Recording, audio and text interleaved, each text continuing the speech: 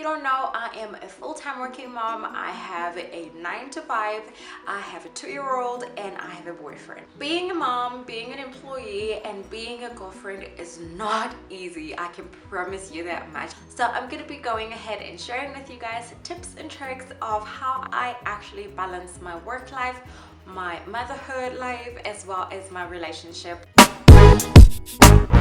Hey guys, and welcome back to my channel. A huge welcome for all my new subscribers. I really am glad that you guys decided to subscribe to my channel, and I really hope that you will be enjoying the content that I'll be uploading. Now bear in mind, you might not have a 9 to 5, but you might be a mom and in a relationship, and you need to balance that as well. Or you might have a 9 to 5 and be a mom but not be in a relationship. So some of the things that I'll be mentioning here, they might not apply to you, but I'm pretty sure that something will definitely be applicable to you. So I'm going to be doing this in sort of like a tip and explanation kind of way, because I feel like if I go ahead and just mention the tips, it's not going to make sense at all. The first thing I always do, which I feel like that is the anchor for me, is to never overcommit and underdeliver. And this is both for my work and for my personal life in my relationship. When you start promising people that I'll deliver this, like for example, if you're at work and they want you to deliver a project and you say I will deliver this in 3 months, when you very well know that that is not realistic, there's a huge snowball effect that can affect a whole bunch of things. So do not overcommit and underdeliver. Rather under promise and over deliver. That's what I do. The second thing I do, especially in my motherhood life, is to have a little one on a schedule. To be honest, back when I was pregnant in 2013, I used to think, oh, whatever, a schedule is not necessary. I'm sure my little group is gonna be a perfect little thing. I will get her to bed when I want to, and I will do my things whenever I wanted to, and life will be awesome. But guess what? No, I needed a schedule more than I ever thought I did. A schedule works absolutely awesome for me. She is in bed, especially nighttime. She's in bed latest 8:30 p.m. Now I try and be very flexible with that. There was a time where I was very strict and I was like 7:30 in bed no matter what happens. And guess what? There was again added pressure, added stress, and I was just running around like a headless chicken trying to put everything together on time and make sure that she is in bed when she's supposed to. And I was like, this is not working. So I make the schedule flexible. Anytime between 7 p.m. and 8:30 p.m. she needs to be in bed. I don't really sweat the small stuff, but I do try and stick to a schedule. Even over the weekends we have a schedule. Another quick tip that is super important, especially if you have a work life, if you're employed, you have a 9 to 5, or maybe half day, or anything that you have to do outside of home that you consider work. If you have to wake up in the morning to go to a certain company to do work, you must never ever take work home. I do not take work home no matter what happens. I always say it's a 9 to 5. I get paid for a 9 to 5, and I didn't register for overtime, and even if I did, I would never take work home. I'd rather stay at work and get my work done and then go home. I just feel like the minute I start leaving the office with my office laptop and actually taking work home, everything else is going to be in balance, because when I get home, then KB's schedule is going to be thrown off balance.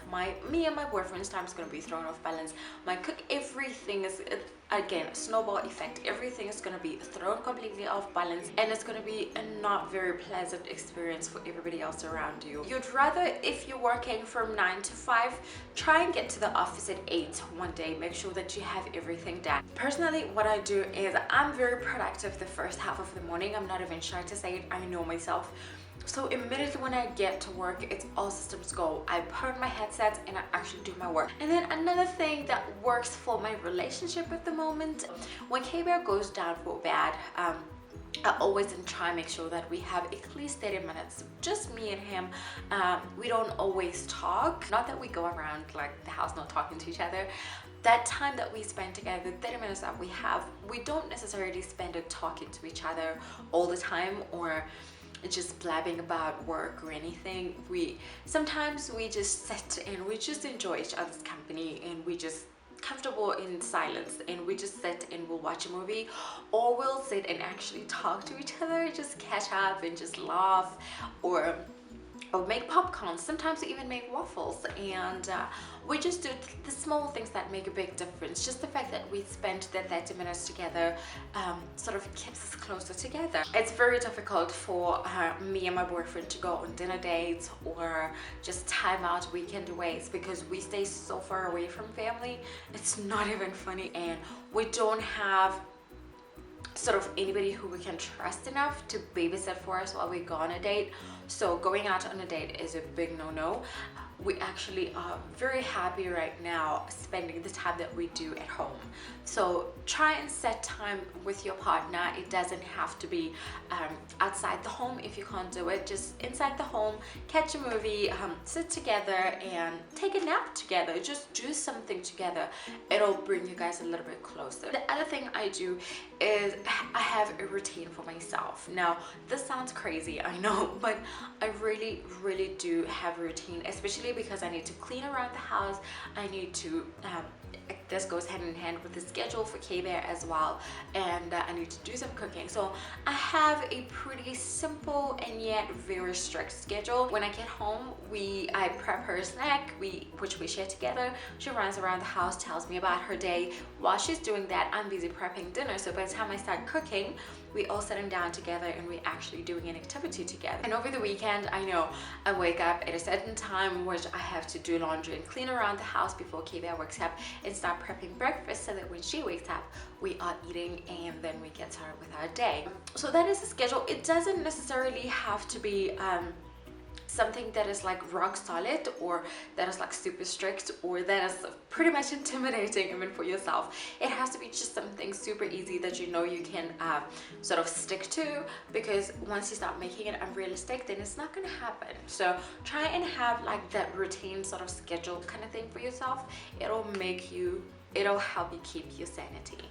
And then the last thing that I do, which I feel like this is extremely important, especially if you have so many things going on in your life, is to always have time to yourself. Now, I hardly ever have time to myself. I'm not even gonna lie. I don't make this an everyday thing, but every single Sunday without fail, no matter what time it is, no matter how late it is at night, I always make sure that I have a long ass bubble bath. I just pour in some water. I like my baths like hot. Like sometimes it's so hot I even feel nauseous. It's crazy, but I run myself a bath with lots of bubbles, and I just spend 30 minutes in the bathtub just listening to myself and unwinding. I feel like this is very important. I never used to do this before, and I started it one time, I think about 3 months back, and I can promise you I've never been more relaxed. Every week when I start my week, I feel like I'm more relaxed. I have more energy, no tension on my shoulders. Everything is just awesome. So that's what I try to do. Have time to yourself. It doesn't necessarily have to be in a bathtub, but you can read a book if you like reading. You can journal if you like journaling. You can take a walk if you like taking a walk, or you can even work out. We're all different, so just try and find what works for you, what can collect you and actually bring you towards yourself, and try and do that. It might just bring you wonders.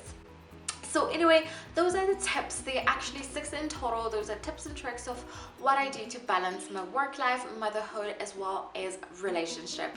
So that is gonna be it for today. I hope you guys really enjoyed watching this video. I really love sharing these tips and tricks. I've had so many people tell me, oh my gosh, you have your life so together, it's not even funny. How are you able to work and be a mom and actually be a girlfriend in a relationship, and y'all guys are so happy? And I was like, honestly, I don't know how I do it, until I actually gave it a thought, and I was like, hold on a sec, I actually have ways of doing this, and I thought I should just go ahead and share this with you guys. But anyway, that's gonna be it for today. Please don't forget to check us out on our social media pages: Instagram, Twitter, Facebook. Links are all down below in the description box. Also, be sure to check out my blog, www.mommyandbabyapproved.co.za. That's gonna be it for today, and we'll catch you guys later. Bye guys.